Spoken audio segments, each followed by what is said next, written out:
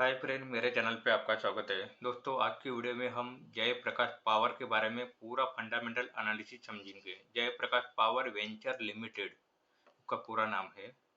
दोस्तों, मैं आपको बताना चाहता हूँ कि अभी कैसा है कि बहुत सारे रिटेलर है ना, ऐसे पेनी स्टॉक ढूंढती रहती है कि हमें बहुत सस्ते दाम पे 1 रुपया, 2 रुपये, 5 रुपये, 10 रुपये, 20 रुपये का ऐसा कोई शेयर मिल जाए जिसके अंदर हम इन्वेस्टमेंट करके बाद में हम करोड़पति बन जाए, लाखों रुपए कमा लेते, या किसी का मैसेज आ गया या किसी ने आपको बता दिया, आप डायरेक्ट इसके अंदर है ना इन्वेस्टमेंट कर देते हो। दोस्तों, ऐसी ऐसे कभी मत करिए करिए दोस्तों। यो उस कंपनी का है ना फंडामेंटल एनालिसिस करना बहुत जरूरी होता है। आप अगर ऐसे ही करोगे तो कैसा है, आपका पैसा कभी भी डूब सकता है, इस बात का ध्यान रखिए। दोस्तों, मैं ऐसे नहीं बोल रहा हूँ कि पेनी स्टॉक के अंदर आपको इन्वेस्टमेंट नहीं करना है, मगर उसका फंडामेंटल एनालिसिस करने के बाद में जो कंपनी क्या करती है, उसके ऊपर डेप कितना है, आगे उसका उस कंपनी का ग्रोथ कितना है, वो सब कुछ देखना बहुत जरूरी होता है दोस्तों। इसका प्रमोटर होल्डिंग कितना है, ये सब कुछ जानने के बाद में ये हमको आगे डिसाइड करना होता है ये सब कुछ।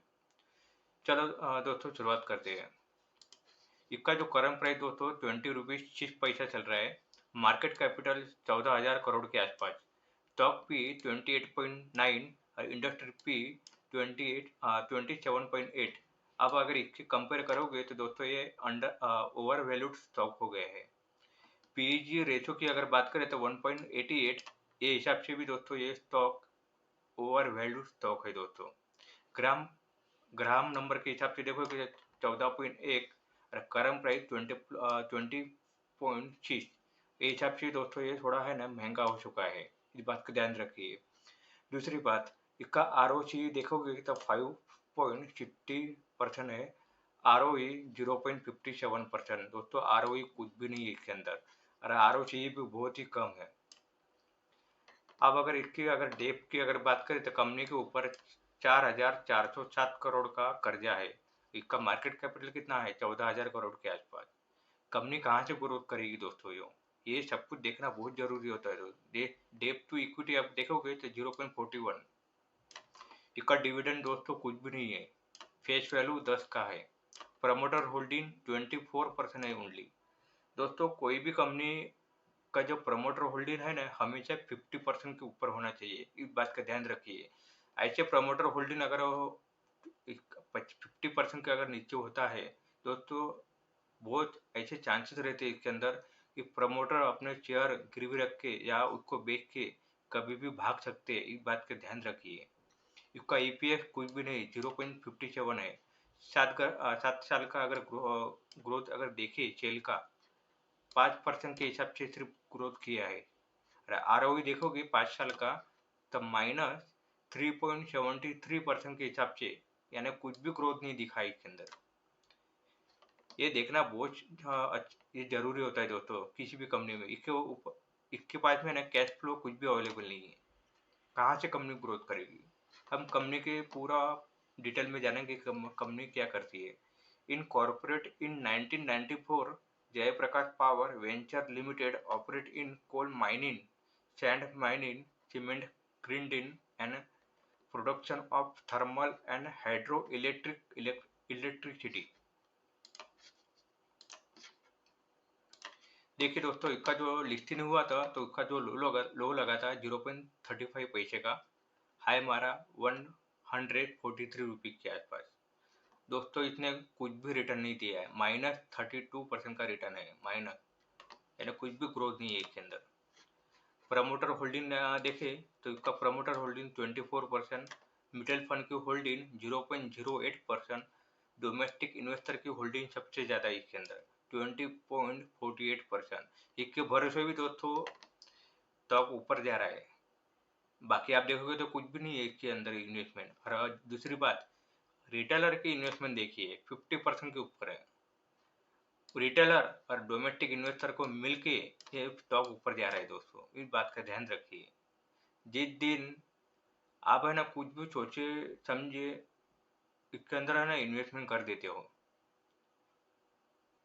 ऐसे स्टॉक के अंदर दोस्तों है ना हमें फंडामेंटल जानना बहुत जरूरी होता है। हम आगे देख लेते हैं उसका टोटल रेवेन्यू देख लेते हैं। कि FY 5 साल का डाटा देखेंगे हम। FY 2019 के अंदर उसका जो टोटल रेवेन्यू 4057 करोड़ के आसपास था। जो FY 2023 के अंदर उसका जो टोटल रेवेन्यू 5,922 करोड़ के आसपास, इसके अंदर थोड़ा ग्रोथ देखने को मिला है। मगर नेट इनकम अगर देख लेते माइनस FY 2019 के अंदर जो -381 करोड़, FY 2023 के अंदर 55 करोड़ सिर्फ, यानी कंटिन्यू डिग्रोज है इसके अंदर। EPS की अगर बात करें तो FY 2019 के अंदर उसका जो EPS -0.64, तो FY 23 के अंदर 0.08। देखिए दोस्तों, कंटिन्यू डिग्रोथ।